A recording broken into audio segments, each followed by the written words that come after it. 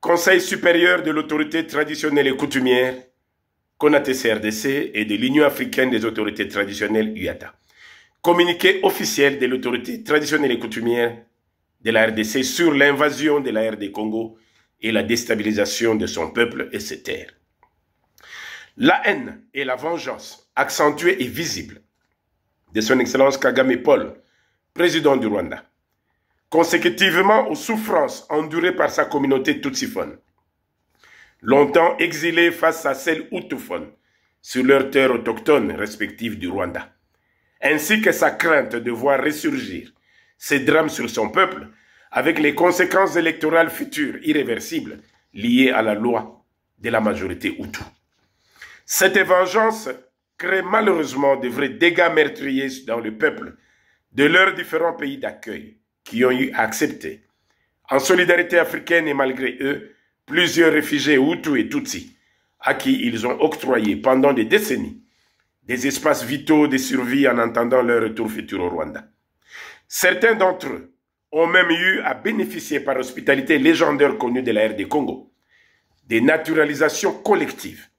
La nationalité congolaise leur accordée par feu le maréchal Mobutu Sese Seko Kokungwendo Zabanga sur demande d'un des leurs, le Tutsi M. Bisengimana, qui a eu intégré jusqu'au sommet du cabinet du chef de l'État.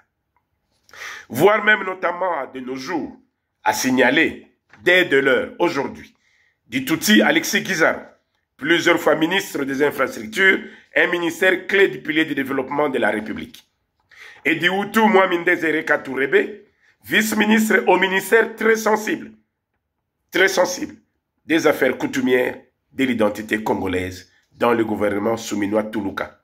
Sans en rappeler d'autres prédécesseurs au ministère sensible, Machako Mamba à la santé des Congolais et Rouberoa Manua Azarias à la décentralisation de la gestion des populations et des terres congolaises, ainsi que notamment plusieurs officiers généraux à des postes clés de la sécurité poumon de la République, etc., etc.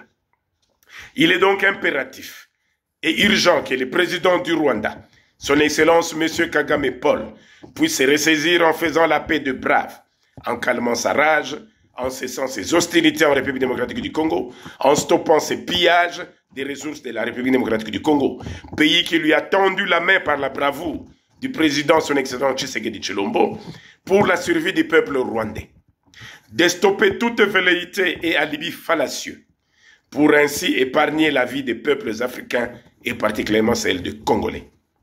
Car il y a bien un grand risque de voir ces descendants d'origine rwandaise perdre entièrement la compassion obtenue des communautés des pays d'accueil dont les peuples en deviennent exacerbés.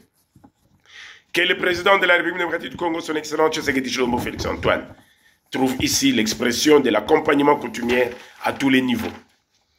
Sauvons l'Afrique et la solidarité des peuples.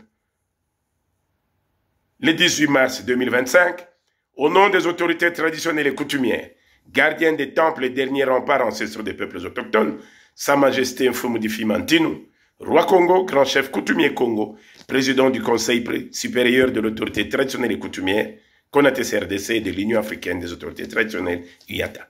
Merci, merci et merci beaucoup.